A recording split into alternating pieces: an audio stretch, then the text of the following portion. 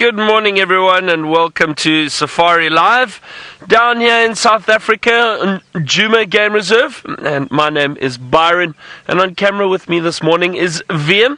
And of course, we've got Megan in final control. We are waiting for our team in the Mara to join us. I think a few technical issues this morning, but they may be with us a bit later.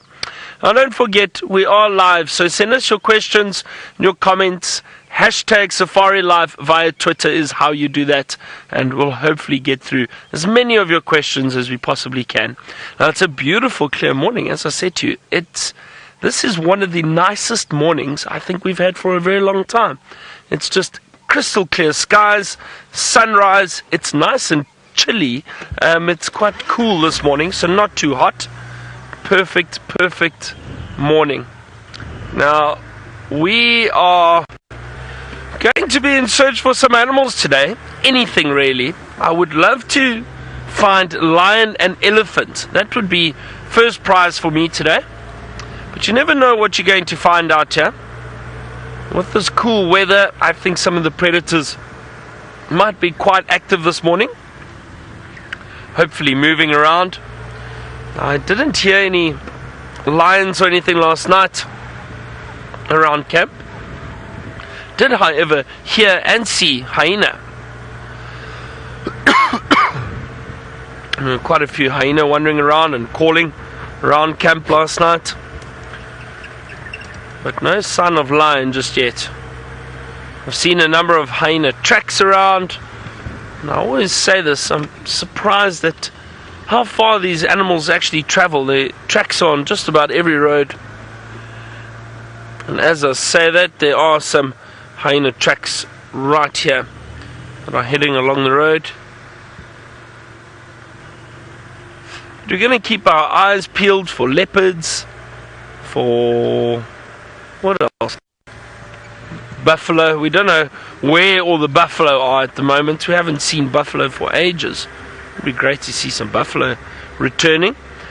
I think with all this rain that we've had and are still going to get, hopefully, and the bush is going to turn green and lush, and I'm pretty sure that some of those animals like the buffalo will start returning into this area.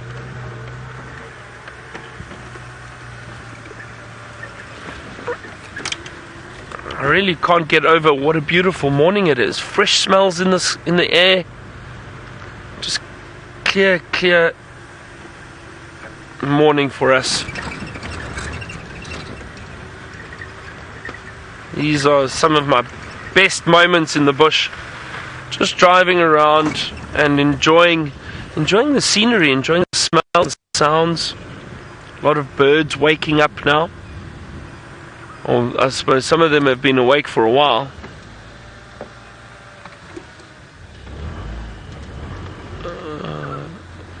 There's a little oriole that was just calling. Let's see if we can see it. It's a beautiful bird. It's in this quarry. There it goes. Sit. No. A black-headed oriole. Beautiful golden color to this bird. But it just flew off quickly.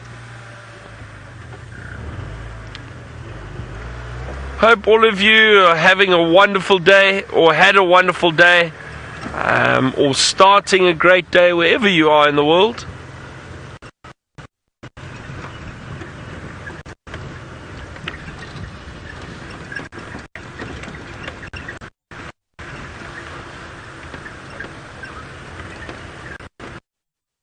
While I'm driving around, I'm having a close look at the road for any sign of animals that we might be looking for.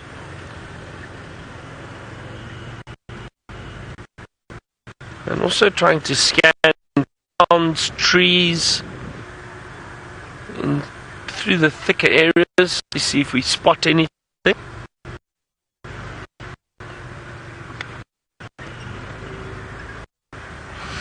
One of the guys got out on his safari, the morning safari, so I'm just going to chat to him quickly. Good morning, M4. No updates for the morning just yet. I've done Weaver's Nest down. I'm now heading towards Chelepan, Probably going to go check around cheetah cutline.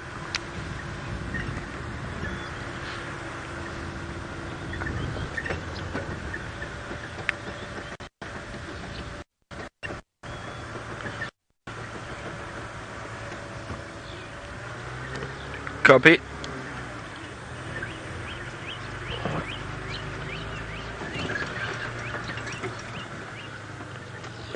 More hyena tracks along the road here, but just having a good look, a close look, making sure we don't miss anything.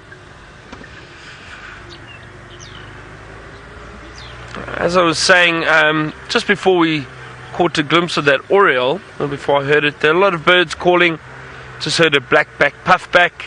There's orange-breasted bush shrike calling. There's a lot of francolins calling. So the morning chorus, we've spoken about it before on Safari Live.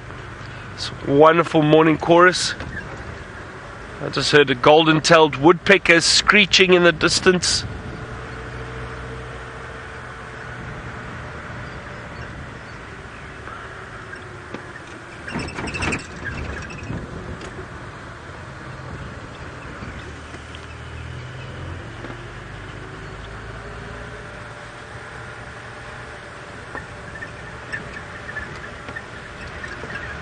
Vim, what would you like to see this morning? Leopard. Vim wants to see leopard.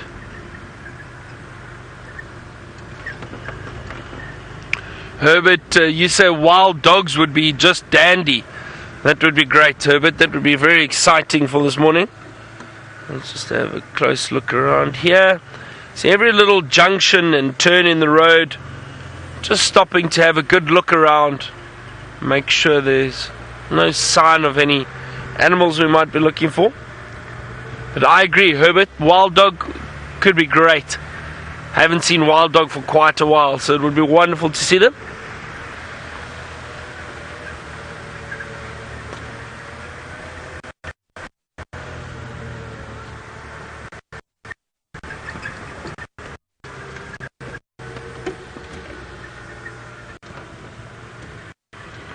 No, Louise in final control would like to see a honey badger. Well, Louise, you know, that's my favorite animal, so I'm always looking for honey badgers.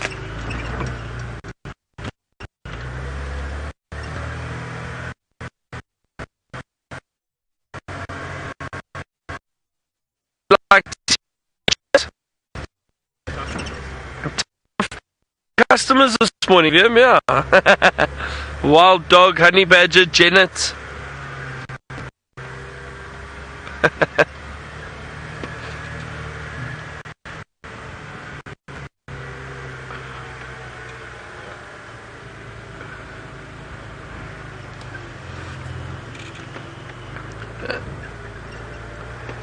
And Ashley would like to see a giraffe this morning, and Jared would like to see trees. Sorry, what trees, Megan? That what comes from?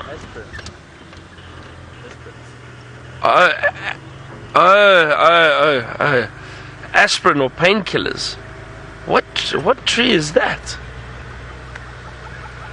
Is that a knobthorn? I don't know.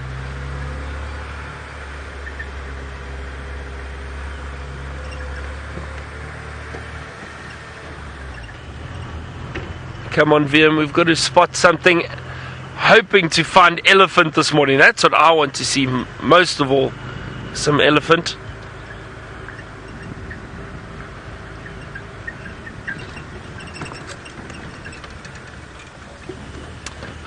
Speaking of elephants, I watched a video clip of safari, someone on safari, and they filmed an elephant sighting. An elephant came very close to the vehicle. Anyway, but I don't know. I wasn't that convinced the guide handled it very well, in my humble opinion. And and I never do this, but I did leave a comment on the post. I think it ruffled some feathers. So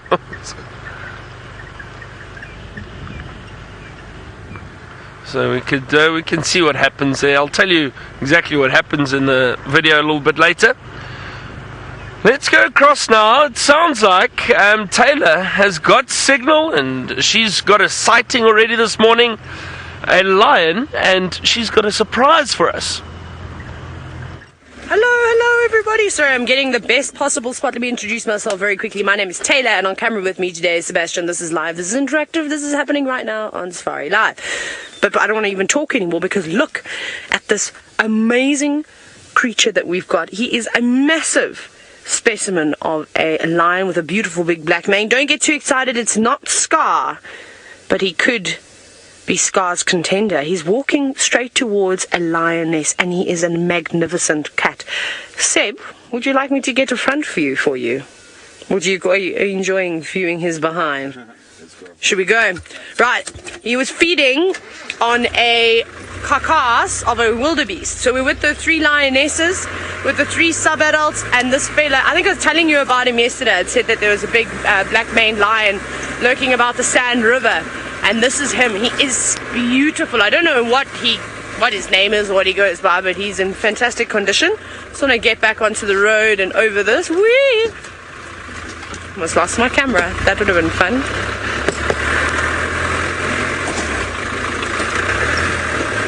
I think he's coming to this lovely glacier. When the animals move, you've got to keep on moving too.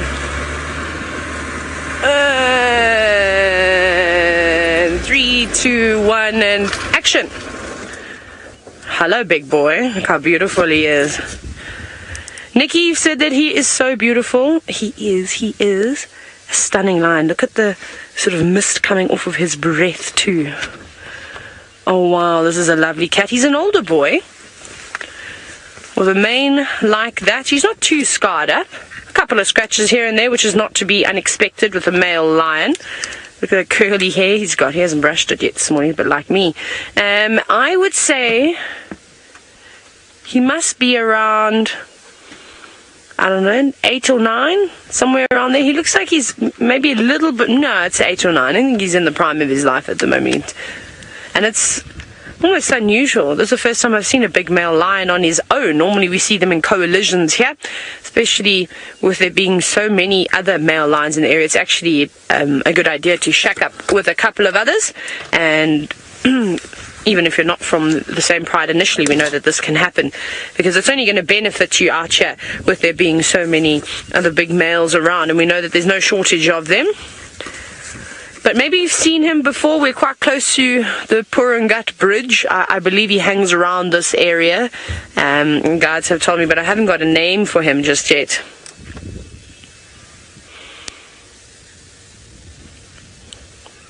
Oh my goodness, and there's lots of vultures also flying around. Have a look here. They're arriving, not wasting any time. And I'm sure they're happy that that big male lion has moved out of the way, because the sub-adults were just around that kill. Although the sub-adults would enjoy chasing them around. That's lovely with a golden glow on the vulture. What a great way to start. Here we go. You got something. Little hooded vulture, one with a very slender beak. Now they're going to run after each other. They just ran out of frame. What have you got there? Careful, you might choke. That looks a bit big for you. Now, typically they'll tear off smaller pieces, but I suppose when there's so many of them around, you take what you can get and you run, because the other vultures will challenge you. I don't know what it's eating, but I'm sure it's something delicious. Probably part of the stomach or something along those lines. There are quite a few hooded vultures today. They're all joining forces. They're really careful, because when the white-backed and the Rupel's vultures come in, they're going to chase those little ones away, and there they all stand. That's nice. With a lioness. Was it a lioness or was it one of the sub-adults? No, it's a lion. It looks like a lioness. Are you? Yes. No, it's one of the little ones. They're growing up. They must actually be a little bit older now that I'm looking at them. Maybe they're more like a year and a half or 18 months, somewhere around there, because they're actually quite big. Especially one just walked past my car and I went, Okay, so they're not quite less than a year and a half. So they theoretically should be helping with the hunts at the moment, but though they seem to be very uncoordinated every time I've sat with them and I've watched them, so I don't know how much they're contributing at the moment. Whether this male was here when they took down that wildebeest last night, I'm not so sure. He could have just heard the distress calls or just the havoc of the stampeding wildebeest and come running through. And I wonder if this lioness is not going to come into estrus soon. It would make sense if she was, or she is the mother of at least one of the cubs. Maybe they all belong to the same female. It'll be about right that she would come into estrus again. This is wonderful. But I think what we're going to do is we're going to leave these lions and we're going to head towards the river, but we're going to go, oh, maybe not. Sebastian, we've got wildebeest incoming. On our right. Okay, we'll sit here for a little bit longer. I don't want to miss any crossings though, but this could be quite exciting again. So off you go across to my dear friend Jamie, who I'm going to give a big hug when I see her later today.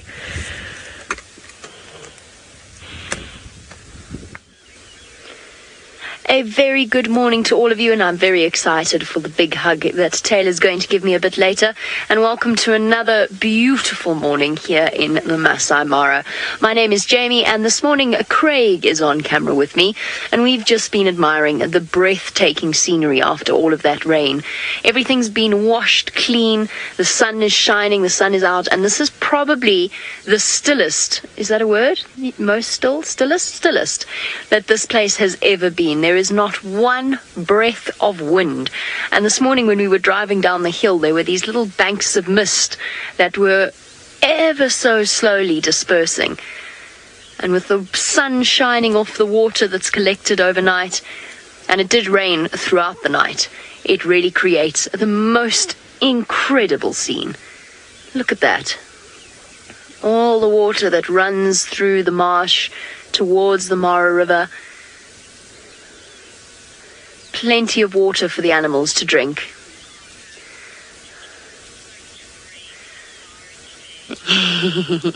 I'm giggling because Pugmark has asked the wrong person this question.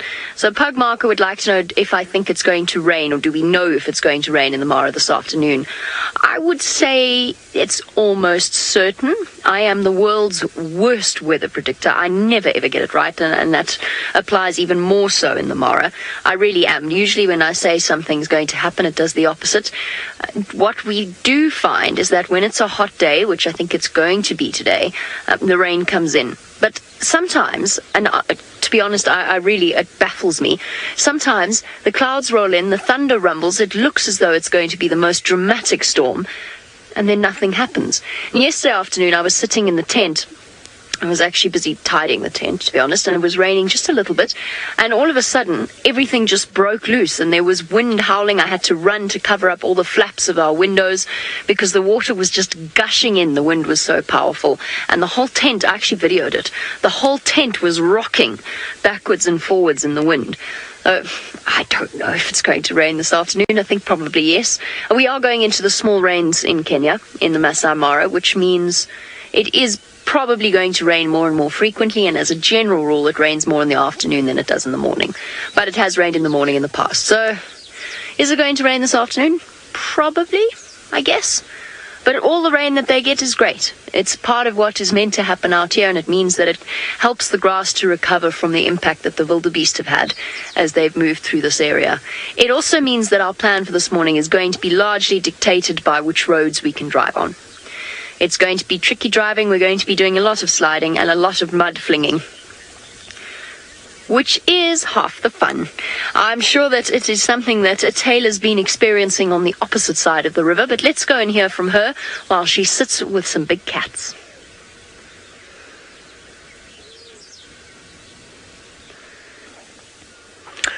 We did experience some rain last night. It was actually a lovely rain though, Jamie, rather than a torrential downpour. It was quite a heavy rain. It was a soaking rain, which was really nice. So I'm excited to see what the river looks like. Now, we do have some wildebeest, but they're very far, well, they're not very far away because we know how quickly these animals can move out here.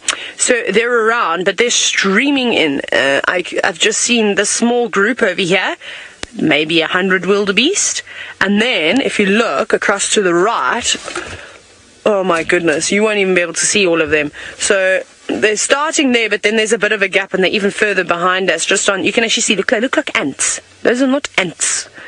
going across the slope there. Those are all wildebeest. All going along there, and there's an even bigger herd behind my vehicle which you won't be able to see, probably about another 200 or 300 wildebeest. So they're all streaming in. I don't think they're going to cross the Mara River. I think they're heading straight south towards the Sand River, and I suspect a little bit later today they will cross, which was quite cool. Well, I think it's very cool. They're very confused wildebeest, so going back and forth, and we will go and check our lookout too. I just want to see what happens with these wildebeest. Another thing that we've got to do today, so I've set myself a couple of goals, and one of them is making it back to camp without running out of fuel. So that's definitely on the agenda for today. My light hasn't gone on yet. See, when I left to come across the river, the pump had broke just after they'd finished filling up Brent's vehicle, which of course Murphy's Law, and I can't take Brent's car because Brent's of course a very tall human, and he's got a little bit more space in the vehicle that he always drives. I'm very short, so it doesn't bother me too much. So yes, we have a fuel crisis at the moment. Whether we'll make it back to camp or not, I'm not sure, but we'll try. It might be a lot of idling, freewheeling, all these different things, which could be quite fun. It's a good way to get the adrenaline going. Now, I didn't do it. You're wondering if the lions ever have a problem with ticks. Most certainly, a lot of the animals out here have or are covered in parasites of sorts, ticks being one of the most common ones, but it's healthy. It's actually an indication that an animal is healthy. If you find something with zero parasites on, and I'm not talking about a domesticated cat or dog, then there's probably something wrong with it, that not even the parasites want to feed on the blood of that animal. So for an impala, they say around 5,000 ticks is a healthy amount to have on one individual impala, which is pretty impressive. I'm not sure what that figure is for lions, but they will. But lions groom themselves meticulously, and they've got one another to help each other groom. So you won't find too many ticks. Those are all flies that you can see. Those aren't ticks, but sort of between the armpits and in the groin and under the tail and the ears, that's where you're going to find the ticks sort of building up. Any of the others will be removed by their very rough-coated tongue. Have you heard the wildebeest, young lady? They're still very far away for them to try and hunt them right now. And maybe they walk across the road towards us. They could also just end up cutting straight towards the Sand River. Let's see. I think he wants to mate, though. Yeah, this girl's coming into estrus. She's going, please, dear. Please.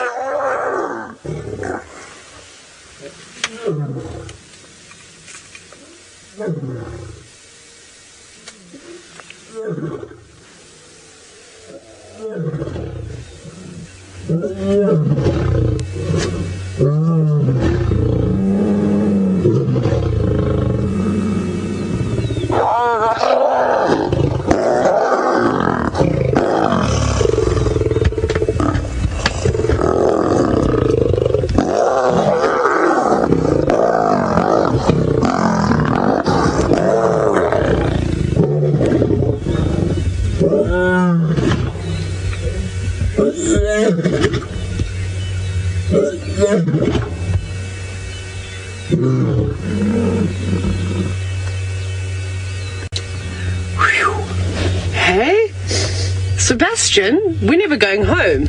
We're just going to push the car around if we run out of fuel. We're staying on this side of the river for the rest of my life. No one's sending me home to South Africa.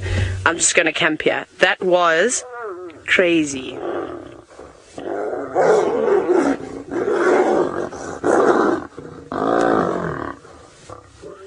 There's another lioness coming in to help this girl.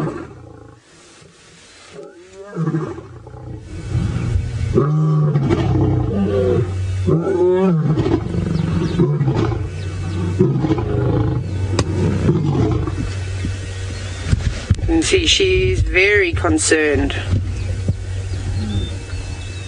And that's what the lionesses will do, is they will stand together when a male gives them a bit of trouble, and they'll put their foot down. Now, of course, all the wildebeest and every other animal within an 8-kilometer radius knows that they're here.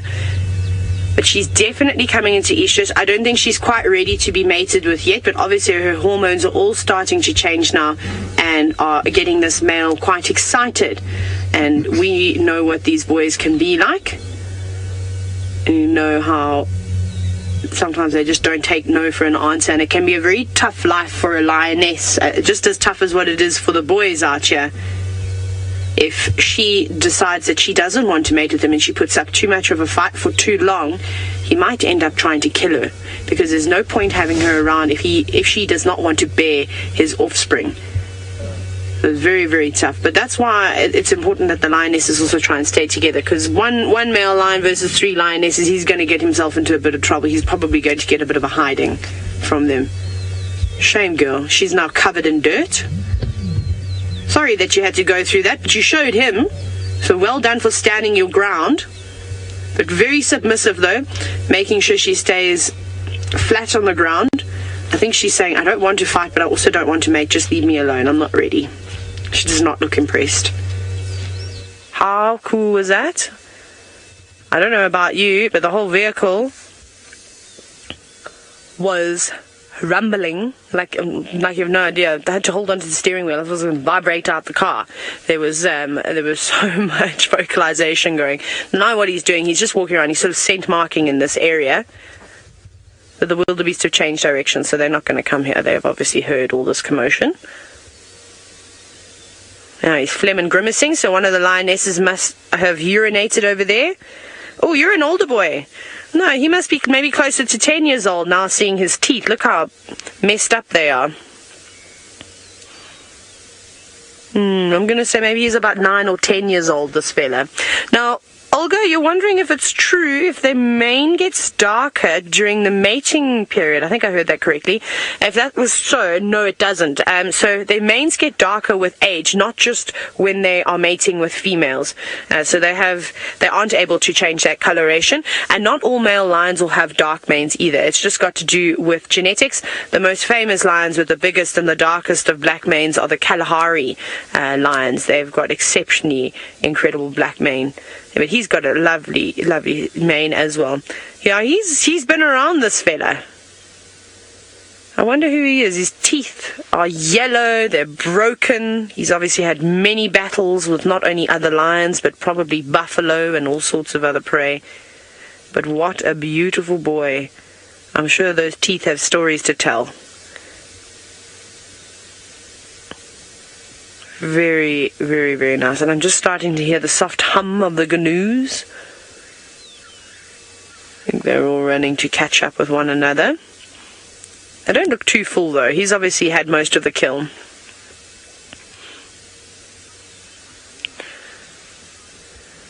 Now, writers, and you're wondering why the lion mating ritual is so violent, and you've given an example for, and you've said, why does he bite her neck? So, unfortunately, the male lion's penis is, I suppose, more like a weapon than anything. It's barbed. So that can't be a very pleasant experience for this lioness. So this is what people have said. It's a theory, of course. We can't know for certain. Everything we tell you is just sort of observations and theories. We could be telling you complete nonsense. But until we can physically have a conversation with a lion, that's how it will remain with all the animals. And so what he does is he's supposedly biting the back of the neck to try and distract her from the barbs, especially when he tries to extract his penis. So it's not very nice, and you can see it's not a pleasant experience at all, because it often ends in a sort of a slap or two to the face. But now he's moving on. That's quite interesting. I wonder where he's going to go. I wonder if he's gone right. I've just had enough now. I'm actually not putting up with this. I'm an older man. I'm in retirement. I shouldn't have to worry about these types of things. And he's gone, I'm going to go and find another pride of lions. And I'm sure there are a few in the area that he sees. Though I don't think he goes across the river, because I've seen lots of young coalitions of males. You know, there's 4 young males on that side. That one big male like this would also probably struggle to take on. But well, I suppose, does he need to hang around anymore? This lioness is not fully in estrus. She showed that she's not interested in mating with him just yet. He ate some of their food, probably most of their kill, because he looks like he's got the biggest bulging belly out of the lot. He's probably going to move on, but she's just watching him. She's probably saying, good riddance. It's okay. You're safe now, for now. And off he goes. Cool, that was exciting. So I think what we're going to do is that we're going to move in the direction of that male lion. We're going to leave this pride alone. We do need to start heading back home. Bye, lioness. I'm sorry that you had to go through that, but also thank you. It was very, very interesting. So we'll try and keep up with this boy and see where he goes. Maybe he's also wanting to go through the gates, or we'll have to check his permit though to see if it's valid. Byron is searching for animals far and wide in South Africa. Wow, it sounds like that was an interesting sighting, Taylor. Now, I am jealous that you got to see more lions up in the Mara. Plenty of lions up there. No sign of lions for us this morning just yet. However, we have had some signs of leopards. But now, the thing is, we've had tracks of a female leopard and a male leopard, not together, walking in opposite directions, but on the same road. Now, the tracks of the female leopard, they crossed in an easterly direction, so behind us, basically towards or onto Torchwood. I just want to have a look here quickly. Let me just jump off, look around. So those tracks, she walked all along this road, this female leopard, and she headed straight back east onto Torchwood. Now, the tracks of the male leopard headed in this direction, so which is good for us, further on to Vuyatela. However, I can't see, the female's tracks are still all along the road going that direction, but I did see where they crossed the boundary, so it's not worth following those tracks. But I don't know what's happened to those male leopard tracks. There aren't any tracks around here anymore, so I don't know if he cut off somewhere. So I think what we're going to do is we're going to go back to where we last saw those tracks and have a look around there. Just try to work out exactly where this leopard went. Well, this is always fun and exciting. Now, I'm going to make my way back around again. Let's go have a look. But Taylor's still sitting with her lions, and apparently now they are drinking. Let's go have a look. So he has not disappeared just yet. He's just gone for a drink of water. Must have been exhausting, of course, having that argument. There he sits, just lapping up as much water as he can. It's a bit hard to try and position the car because we're basically at the quarry. I think this pride should be called the Quarry Pride. I'm convinced, because they live here. I can't just give them names, so I'm not, but I'm just throwing it out there. And we can't get sort of any closer or even better spot. But it's okay, we'll just sit here. So we're basically looking straight into the sun at the moment. He's very, very thirsty. Listen, you can hear him lapping up the water.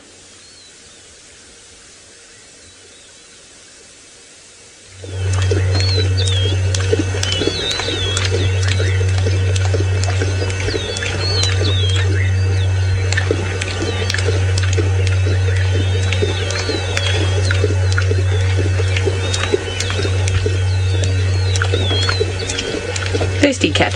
You might also very subtly be able to hear like I said, the hum of the canoes, and then there's also a grey-headed bush shrike calling in the very far distance. Seb, yeah. Let me quickly go around. Let me see if I can poke my nose. Oh no, the windscreen wipers are on.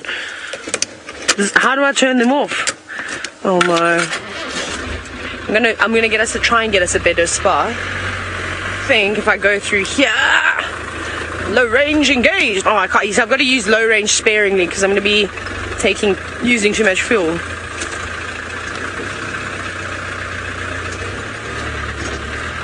Now, Umkar, you're wondering, with this male lion's age, would he be nomadic or would he be with a coalition? So I think he's on his. I think he's definitely on his own, but he's not just moving around randomly. He's got a territory. He'll have a set territory, and I think this is where he roams around over here.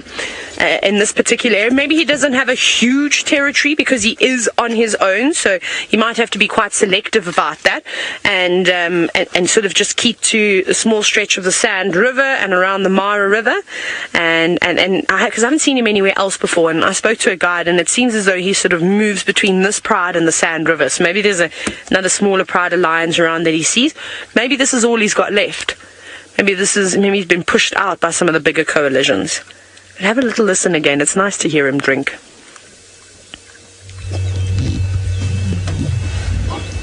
No, never mind. He's finished now. Typical. Oh, he's a lovely cat.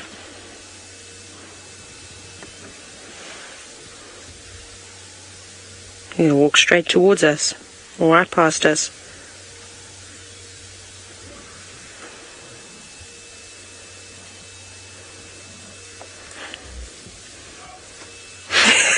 So close. It's very intimidating having a big male lion walk right past you. I kid you not, his head, if he were to come right past the car, his head would be here at the door. Wow, wow, wow. Okay, where did he go now? As he's on the road behind us is Sebastian. Right, we shall turn around here very quickly. We're so lucky. I can't believe it. But I feel like we're too lucky, and I'm really worried that we're going to run out of fuel. We might have to stop at Serena. No. Oh, you've got no power. I know you're not in low range. You're just fooling me. There we go. So I always give the cars a stern talking to. You. Not that it ever works, because they still misbehave for me. Just have to get a bit of extra power. Oh, goodness, we've gone off the road again. Okay. Too much excitement, too much adrenaline. I think he's on his way home. I think he's done with his pride. He's stolen their kill. No one wants to bear his offspring. Let me get up ahead again. Let me have a look here. We won't follow him down to the Sand River.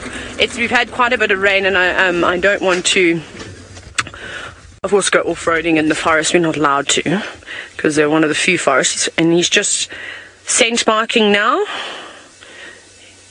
He's told everybody by shouting that he is in this area, so now he's just going to leave his scent around too. He's in lovely condition though.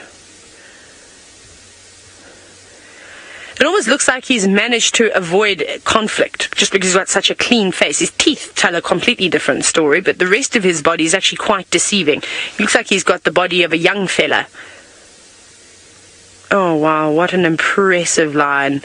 Not quite as big of a mane as what Scar has, but I think he's the second biggest mane on a lion that I've seen in the Maasai Mara National Reserve. Well, so I think that's pretty awesome. How great is that? Off he goes into the far distance. And the impala are now alarming. They're just on the right-hand side of the road. You might be able to hear that sort of...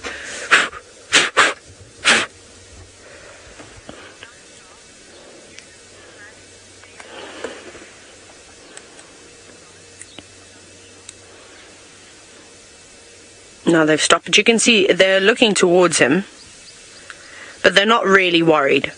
An impala knows it's going to outrun a lion if it sees the lion, and he's not interested in hunting either. They're not even alarming. I haven't heard many alarm calls from the animals out here besides the wildebeest. The odd snort from the impala, but that's it. And off he goes. So he's gone all the way down. He's about to dip down out of our view now.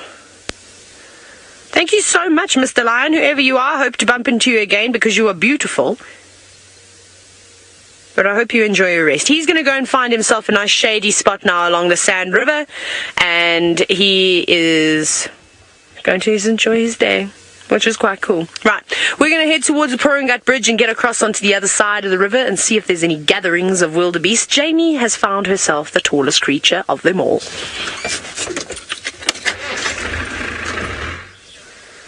I found two of the tallest creatures of them all, in fact. A pair of beautiful giraffe wandering through slowly into the sunrise. Question, remember that idea that Brent had that we were going to place bets on when 10,000 wildebeest entered the Mara Triangle? Did any of us actually win? I said 8 days. I think I might have been off, but I think I might have been the closest. I'm not sure what Taylor said, but I said 8 days, so I've got this feeling I might have been the closest of everyone. Because we've definitely seen more than 10,000 wildebeest coming across the river at this point. I know Taylor saw an enormous crossing yesterday. I don't know. Oh well, I can't even remember when it was that we spoke about that, so we'll just have to... Let's go with that. Let's go with that. It's interesting how common it is to see the giraffe with their heads down here. Of course you see it on Djuma, but because of the sort of shrub-like nature of a lot of the plants that the giraffe feed on, they're still browsing, they're not grazing. Is that acacia giving you trouble there? It's slightly flopped. Because of the nature of the type of foliage that we get out here, it's far more common to see the giraffe in this particular area with their heads down rather than reaching up or sort of being around about shoulder level while they feed.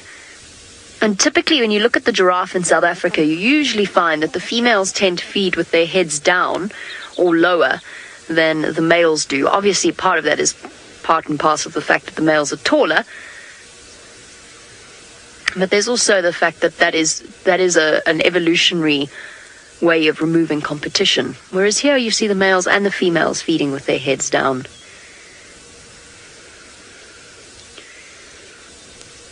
I'm so thrilled that these little muggies, I don't quite know exactly what the muggies are, but I'm so thrilled that they've been traveling in our bow wave the entire time. They've kept us company all the way from the top of the hill. Come here, let me try and catch one of you. There we go. Little muggies. I wonder, all of us have been coming up with sort of mysterious bites on our, and I don't know if it's bites or what it is, but we've been coming up with this sort of mysterious patches on our skin, and I think it might be these guys. There we go. All muddy from rolling up the car covers. They're all here. They're all keeping us company. Here we go. Back to the giraffe. Donna, you want to know how tall the tallest giraffe is that I've ever seen? I would struggle to actually pick out one. I can think of a few instances where I've seen a male giraffe and gone, wow, that is a really big giraffe. And I would say that they would probably be over 5.5 meters. So around about, what would that be? 17 feet tall? Possibly a little bit more. The record-breaking giraffe was over 6 meters tall. I don't think I've ever seen a record-breaking giraffe, but I've certainly seen some very tall individuals, both in the Mara and in South Africa as well. But I don't know that I can pick out one particular instance. And it's, you don't think of trying to guess, well, maybe I don't. I certainly don't think of trying to guess at exactly how tall it is when I see it.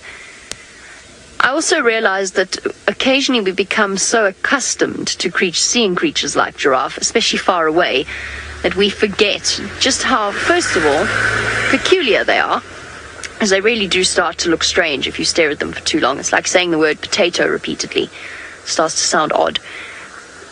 But they do start to look strange, but we also forget just how tall they are, which sounds ridiculous because we know that they're the tallest land mammal.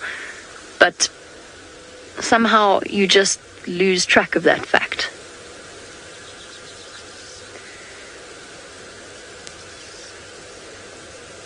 I wonder. It's difficult to get a sense of scale. I always wish that we could do the same thing that we do with elephants, with giraffe, where we wait for the animal to go away and then we run into the same place that they were, and then we ask all of you back at home to Photoshop us into a screenshot with the animal, and it gives a really lovely perspective as to just how tall some of the animals are. We've done it with elephants before and it works beautifully. I'm not going to get out and run all the way down there though. I'm guaranteed to get into trouble if I do that. Some topi in the background as well. And of course the sound of Egyptian geese. It is so still this morning, it's amazing. Also means the muggies have found us. No, go, I don't want you up my nose. Go away. Craig's already had one in his eye.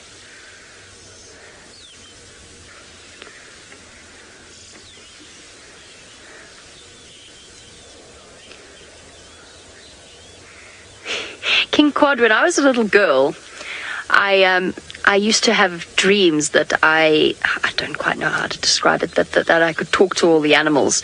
And one of the aspects of I wouldn't say it was a dream, it was a make-believe world that I lived in. And this, of course, when I was 20. No, I'm joking. But when I was younger, I part of my fantasy world was that I could ride giraffe. The answer is no, you can't. In terms of the way that their backs are structured, they are not designed to be ridden. In the same way, you actually technically can't ride a zebra. Goodness me. Breakfast is obviously calling, whoever was driving past there. You can't ride a giraffe. You'll hurt their backs. You'd probably, if we go down the slightly bizarre route, in my mind I was just magically able to stay on the back of the giraffe, but you'd probably need some kind of evening out saddle, because they do have particularly sloping backs. So I think you'd probably just find yourself sliding off. So even though they walk in a way that's very similar to a camel, with both legs on both sides moving at the same time, they get up and down in the same way a camel does. They are not creatures that you could ride.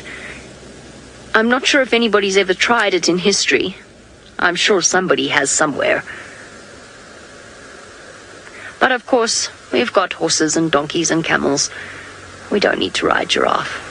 They're also quite aggressive creatures, or at least the ones that I've encountered have been. Jumbo. And getting on would be quite an experience, because I think you'd find yourself being kicked silly. And a giraffe can kick in a way that is powerful enough to kill a lion.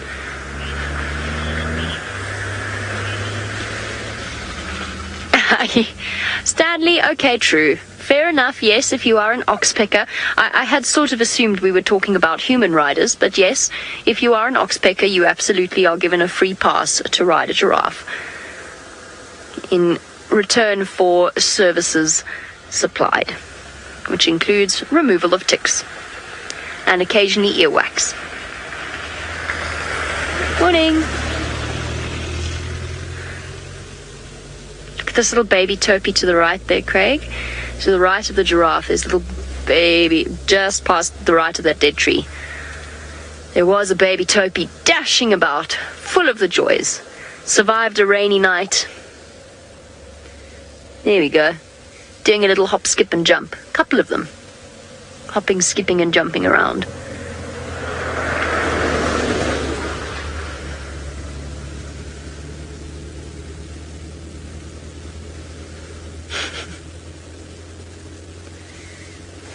Isn't it beautiful? It is so pretty this morning. Right. We're going to carry on. If only to escape these muggy-like things. They can't possibly be causing the bites on our necks. But maybe they can, actually, I suppose. Go away.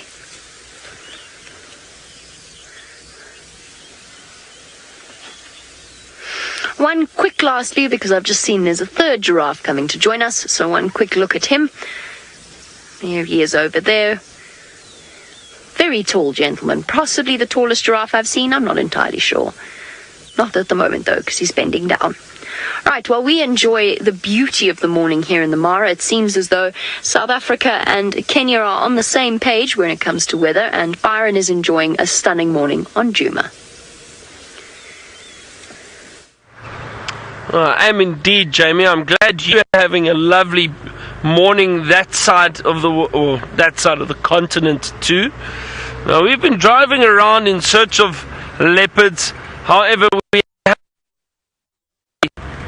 the male leopard tracks that we had disappeared. I've got a feeling that leopard is somewhere in this block off to my right, but it is quite a big block, and we don't have any idea of where to start looking. But I think there somewhere, because we so I'm just listening. Sounds like there's a Pride of Lions on Torchwood. Sounds like the Torchwood Pride. Somebody's found them this morning. I think we're going to head down towards Chitwa and have a look, see if we have any sign of animals down there. Unfortunately, that female tracks that we had, she crossed into Torchwood, just ahead of us actually. So as I said, this is a very big block, so that leopard could be anywhere in there, but I think that male leopard is possibly in here somewhere. Very difficult to be sure. We drove around, had a good look, no signs of tracks coming out, so possibly hiding in there somewhere.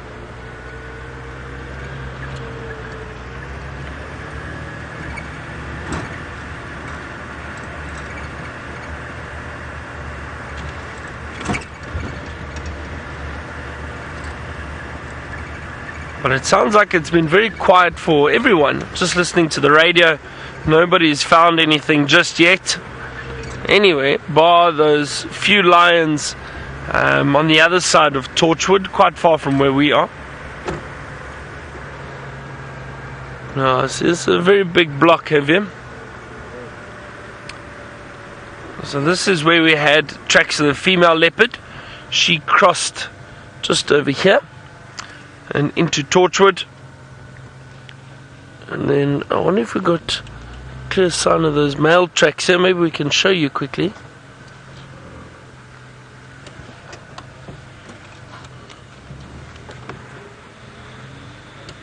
There we go. Have a look over here. Let me jump out quickly and show you. So that female leopard, her tracks come up the road this way and they cross this side. But here is that very clear male leopard track just over there. Can you see that, Vim? Is that okay? Perfect. Around there. So the back pad, 3 clear lobes, and the 1, 2, 3, 4 toes. Quite a wide back pad, so I can tell that that is a male compared to the female. The female's a bit smaller. And also the male is, although we say it's generally a little bit rounder, the female track might be a little bit more elongated, but that's a clear male track over there, and those are the tracks we're following, trying to see where he went. But I don't know, I think he's hiding in there somewhere.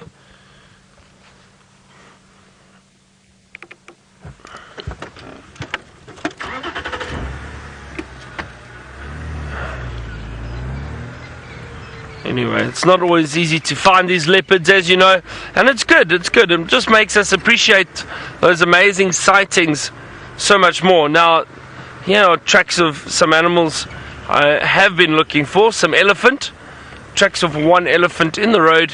You might be able to see it, that very clear pad.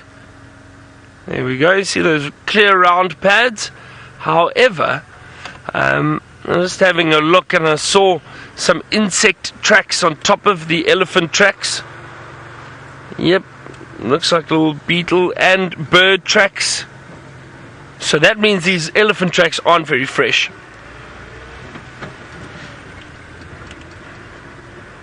Serafina, you asked, how do the elephants hide in Djuma? They're so big. Well, they don't hide, they're just not here. And the thing is, or the reason for that is, because it's still quite dry, the elephants tend to move around quite a lot. They move into areas where there's green vegetation or a lot more vegetation for them to feed on. So probably down towards the rivers, they end up moving down there a lot. Closer to the rivers, there's a lot of water and good food for them to feed on. So they disperse out of these areas from time to time. But they will move back again, and we do still get the herds moving through. But this time of year, it's not easy to see elephant around this part of Djuma. But they are around, and as you can see, there are still the odd young male or lone bull walking around. This looks like just one young elephant that's walked along here. But as I said, there are tracks of birds in that on top of these elephant tracks. So that's a clear indication that these tracks are not fresh. Possibly from last night sometime. Maybe early hours of last night.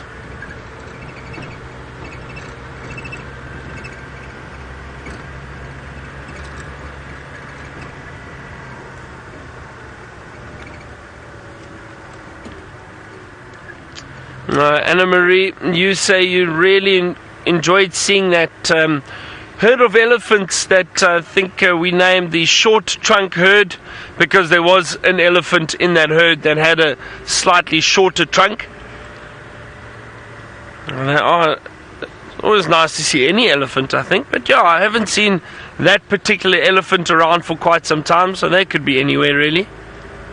Elephants are not territorial, so they'll move through areas looking for food and water. They'll mix and integrate with other elephants from other herds. That does happen from time to time.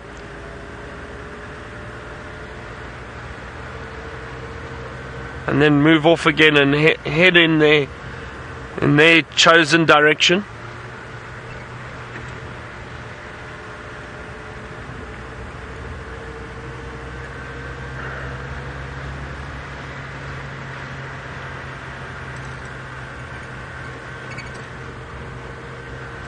Very peaceful morning this morning, but it is quite quiet so far.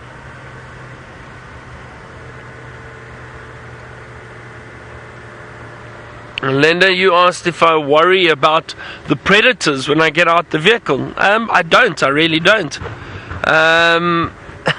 If anything, they'll make a noise and it might make it easier for us to find them. So if I get out the car, it's probably a good thing. But no, I don't worry about the predators. Look, I am always cautious, and you do always need to be careful. But I've been tracking and looking for animals on foot for many, many years. I think that obviously experience does help in knowing what to do if you do bump into a predator. But I'm completely comfortable with jumping off the vehicle and walking around and looking for these predators. Warthog. Just running through there. Finally we get to see something. There it goes. But it's a shy warthog. Just running off at the moment. Maybe that's a sign our luck is going to change. Possibly find some more animals this morning for all of you.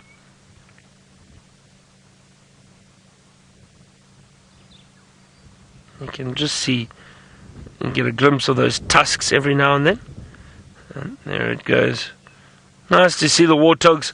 I always say this, but I do think they've got a wonderful character, the warthog. They're just funny, interesting animals. I enjoy seeing warthog.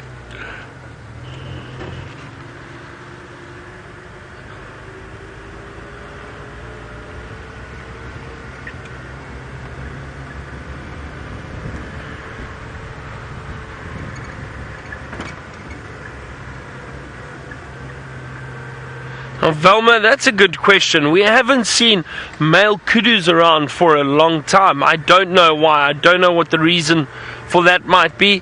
The only thing that would make sense in my mind is if you have a look around here, for example. Let me just jump off and show you. So, Velma, as you know, the kudu are browsers. Now, those animals that prefer feeding on the leaves of trees. Now have a look at how bare most of these trees are at the moment.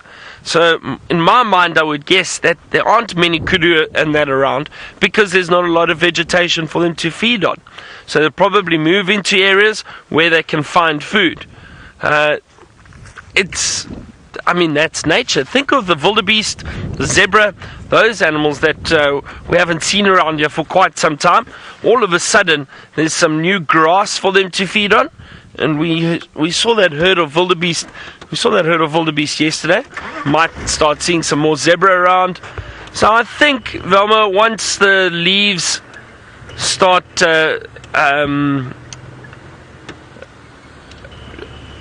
blossoming or showing again or blooming, what do you say? Leaves growing on the trees? They grow. They don't blossom. So once the leaves all grow back, then I'm sure we're probably going to see more of those beautiful kudu back on Djuma. But for the moment, there's not much vegetation for them to feed on just yet. So I think that's why. I think that would be the main reason.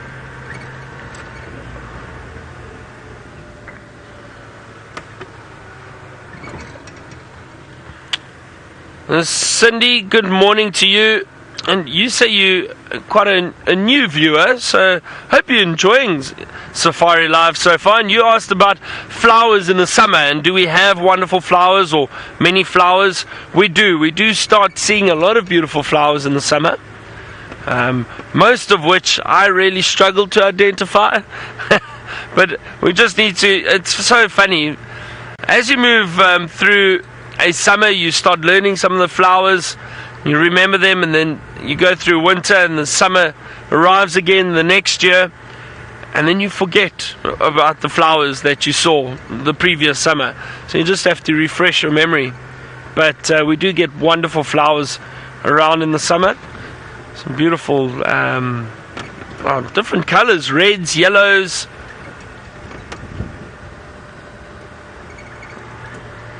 Some really beautiful flowers. So we will. So keep watching and you'll see some of those flowers later in the year.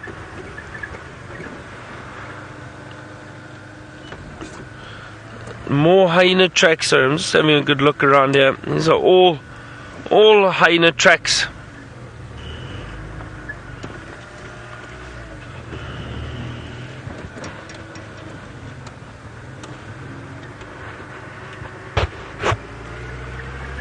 Double checking here quickly.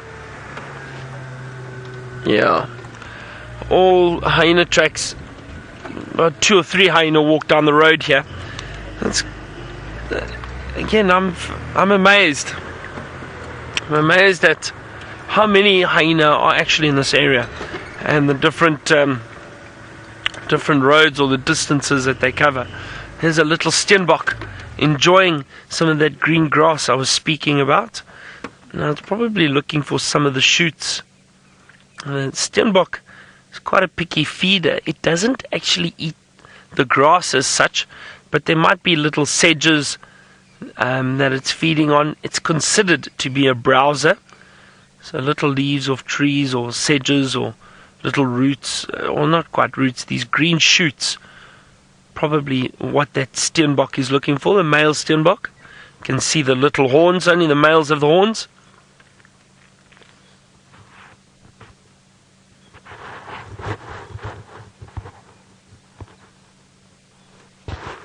So that's very cute. I do enjoy seeing these little Steinbok.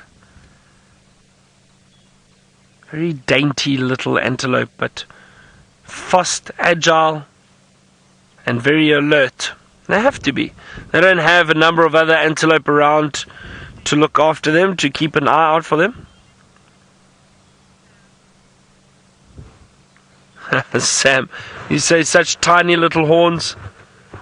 Oh, just startled by something there. Yeah, small little horns.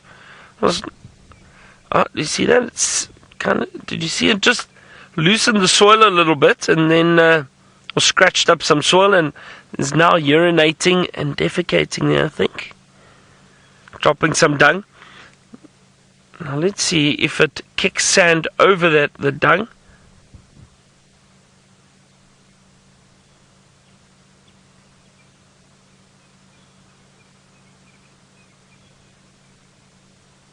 Sometimes they do that. The Steinbok I've seen before, they cover their dung from time to time.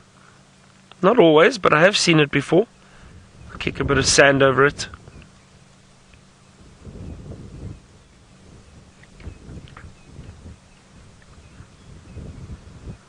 Doesn't look like this male is interested in doing that.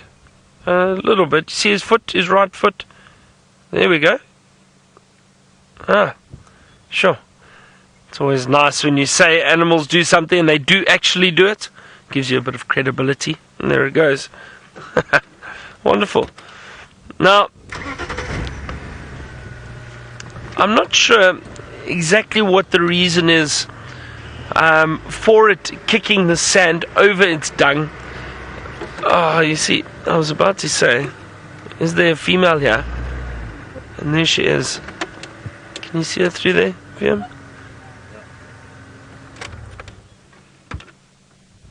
It's a female. Hold on, let me try and move forward a little bit. There we go. That's a female. Okay, so one of the other reasons why the Steinbok are so fascinating is they are usually in pairs, a male and female, monogamous antelope, so they end up staying together for life. However, I suppose if something had to happen to one of the antelope, or one of the two species, the female or the male, then they would go and look for another mate. But it's interesting to see. Usually, if you see one, the mate will be in the area too. They're not always right next to one another. They might be spread out in an area, but they'll have a little territory that they will be in together. Now, I'm chatting about that. The male, how he dropped or defecated there or urinated and then scratched some sand over it. Now, I don't know.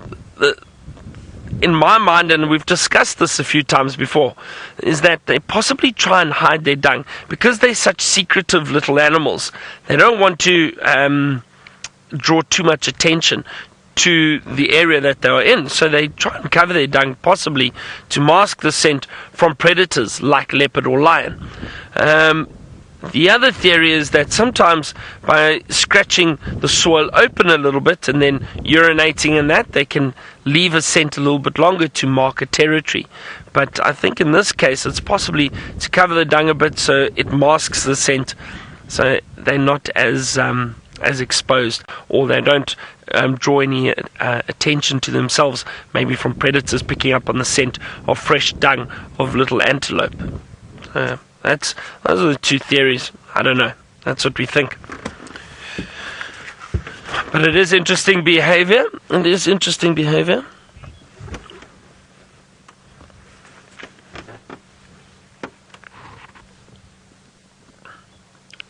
David,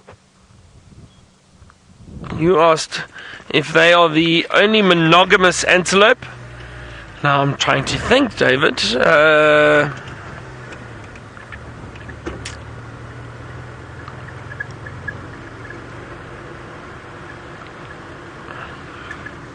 Good question, but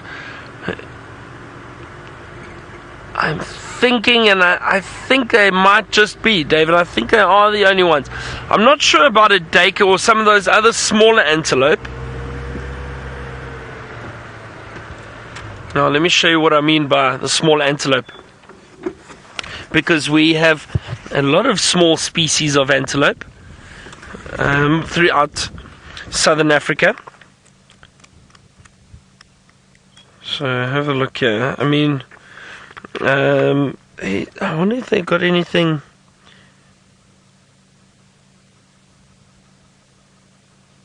Excuse me a second. One of the guides are just calling me. Let me just hear what maybe he's got an update for us. Go ahead.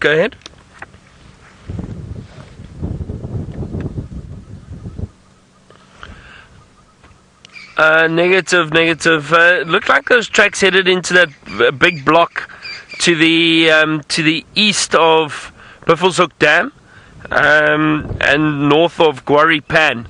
That big block right in that northeastern corner. Those are the last tracks we had headed in there. But I drove around and no further sign.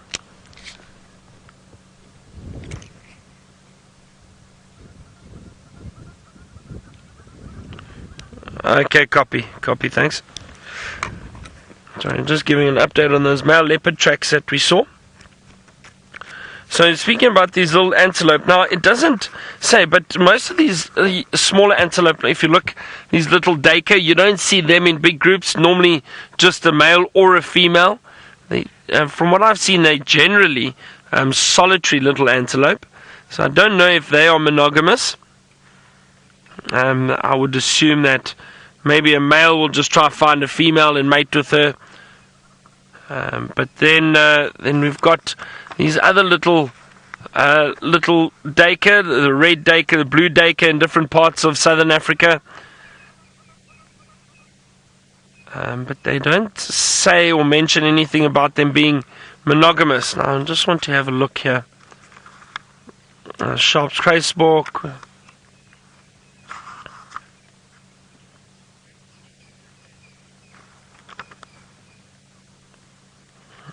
Steinbok.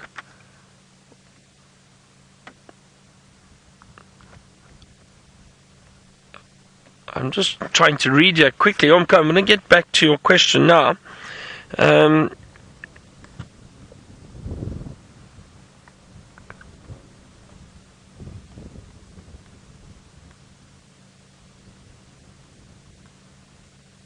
Just reading that about the covering of the dung, and it's exactly just those two theories that we mentioned. Also, for scent marking purposes, sometimes kicking up the sand or the dust where they've urinated, they could possibly leave their scent as they walk around, but then also covering it to mask the scent.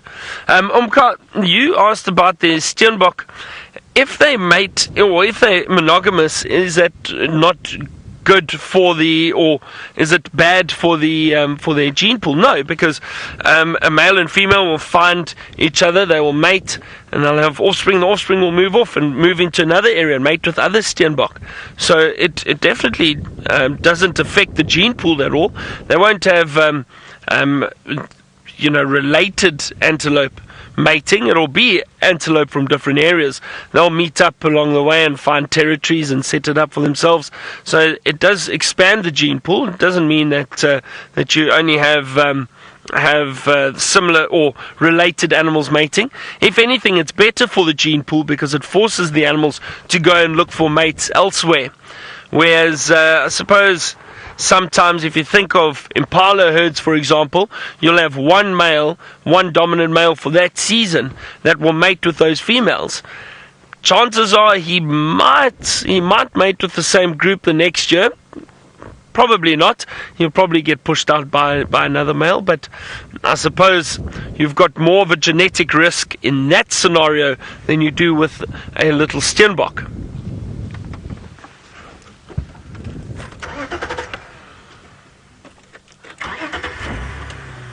So I'm just trying to think. I can't think of any other little antelope that are monogamous. I don't know about those other little ones. This book doesn't describe if they're monogamous or not.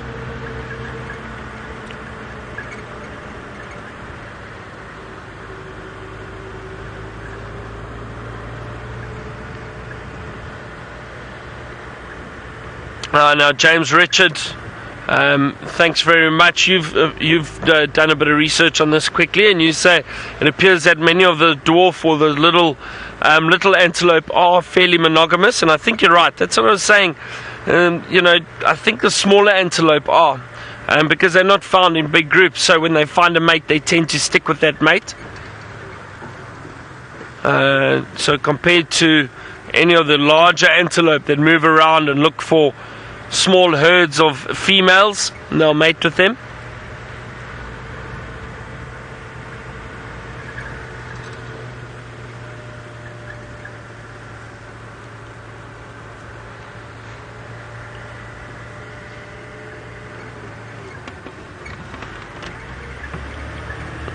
I'm heading down towards Chitwa.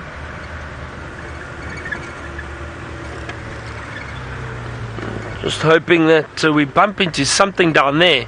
Maybe down near the dam, or I might check around the airstrip, see if there's any sign of predators around there.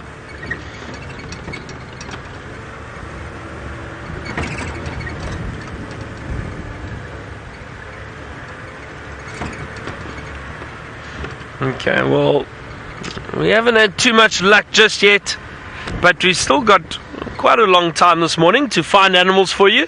Let's go across to Jamie now and see what she's up to.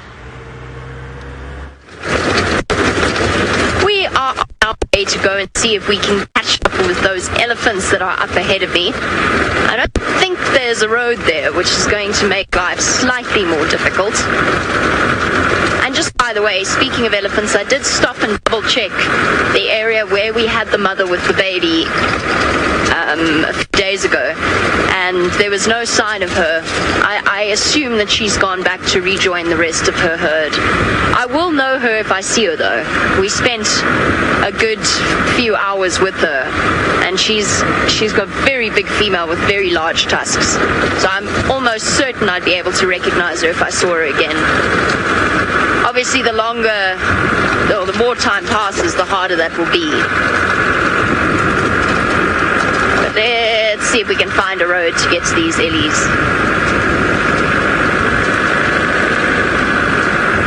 I don't really want to off-road here, though, because it is another drainage system, which means we will be up to our eyeballs in mud within 2 seconds.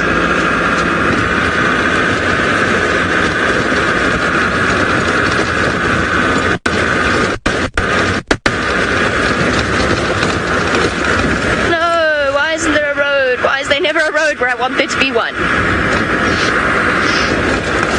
The mitre drain, that's not going to help. There's a road there, but that's not going to help.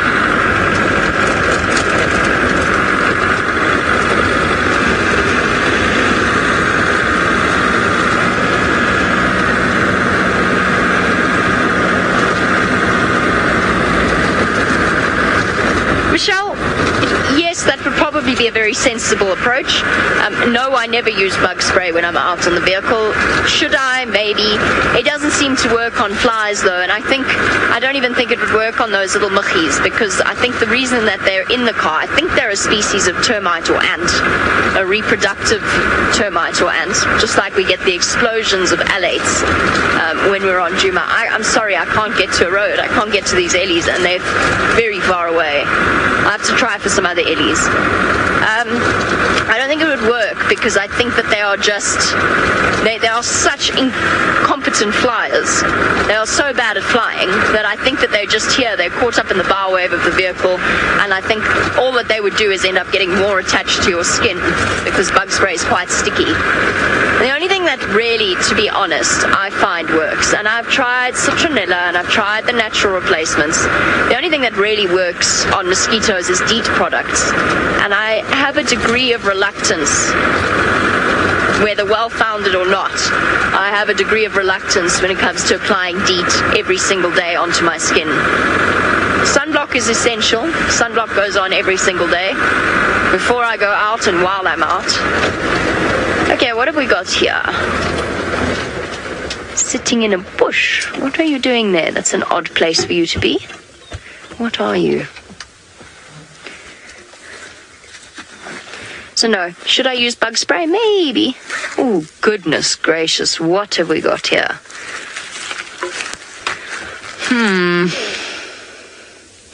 Juvenile something would be my guess.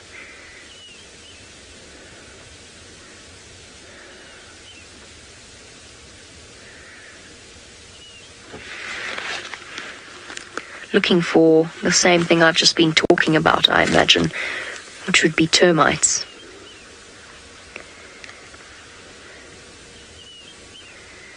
Let's see if we can guess. Definitely, to me, looks like a juvenile bird of prey.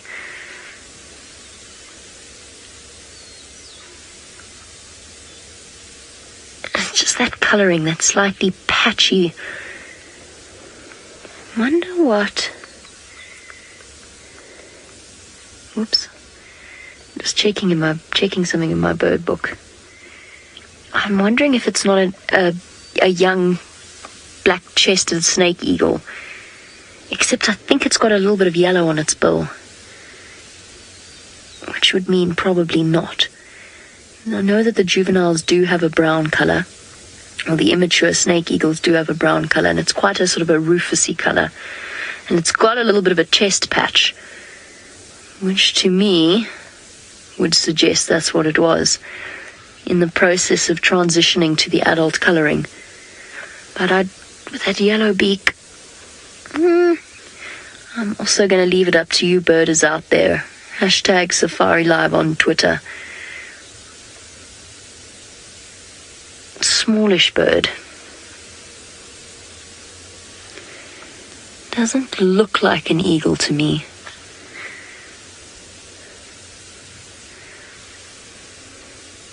Fluffing out its feathers. What on earth was that? Alright, I just heard a very weird sound. Craig's got earphones on, so he wouldn't have heard where that sound came from. It sounded like it came from somewhere there. And it almost sounded like a distress call.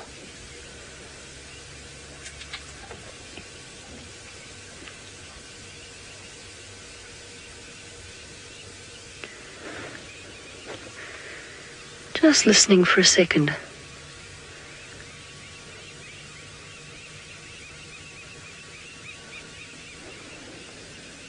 I can't see anything.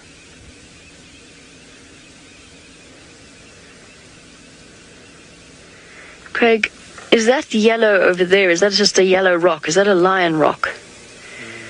If you look far towards the escarpment where there's that thick bunch of trees. Over there. Rock. Rock or root.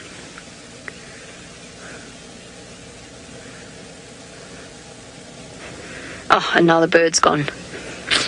I don't know what that sound was. I'm very confused.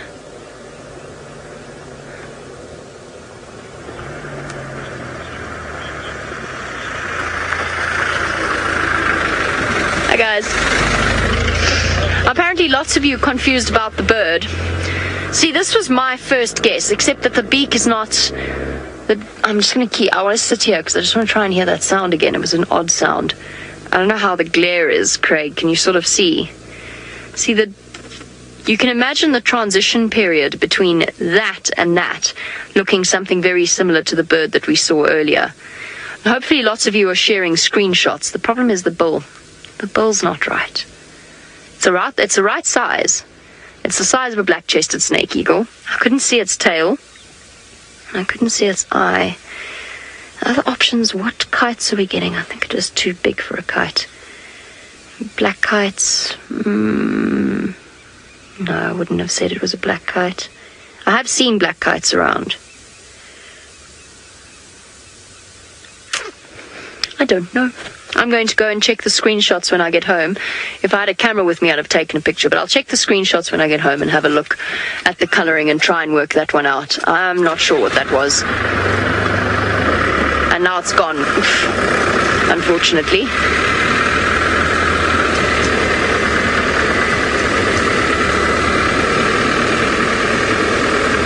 I'm going to drive super slowly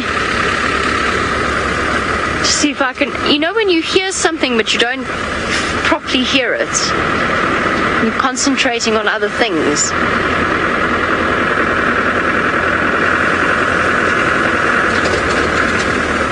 Is that a secretary bird in a nest over there? Again, quite far away. Can you see it there, Craig? If you go where the big tree is, that's sort of 11. Yeah, and then to the left of said big tree. I think that looks like a pair of secretary birds.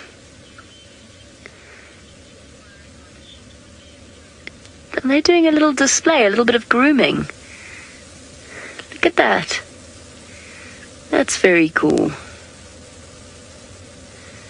A little bit of pair bonding. I wonder if there's a nest there. I can't see a sign of a nest, but it could be. Look, with wings out, display. They're definitely bonding with each other. That's really very special. Oh. Is the bonding going to become something more? Morning. Almost. It looks like an invitation to me from the female on the left, if that is a female on the left. I know it's very far away.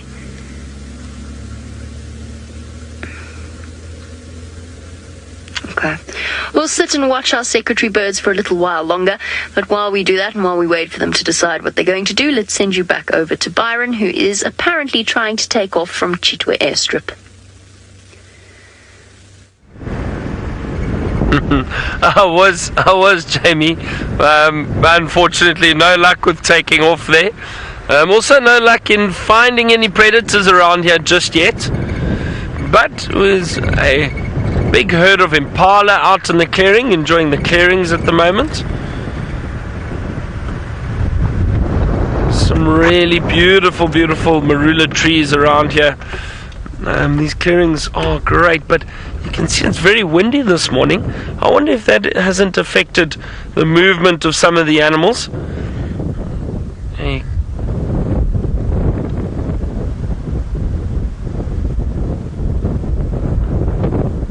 I'm just listening, excuse me. I can hear a guinea fowl alarm calling. Sorry, VM. I just want to go and investigate there quickly. Guinea fowl, in my opinion, are usually quite accurate with their alarm calls. It sounded like somewhere down there. I just want to go have a look. I don't know, it could just be a guinea fowl making a noise, but in my experience, guinea fowls are often quite accurate when it comes to alarm calls and seeing predators. So let's just have a look here quickly. So it helps to stop and listen, because then you pick up on these sounds, these alarm calls. Now there are guinea fowl running around. They could potentially just be fighting with one another. Like I say, it's not a guarantee that there is a predator around, but I do think it's worth checking out. So here there's some guinea fowl running around here. Now they are quiet. Now it could be anything. They could also have seen a bird of prey flying around or perched in a tree somewhere. Their eyesight's pretty good. There's a squirrel alarm calling there too, but VM and I were discussing it earlier. We think these squirrels are slightly on edge. They alarm call for anything, sometimes at nothing. Very paranoid little creatures.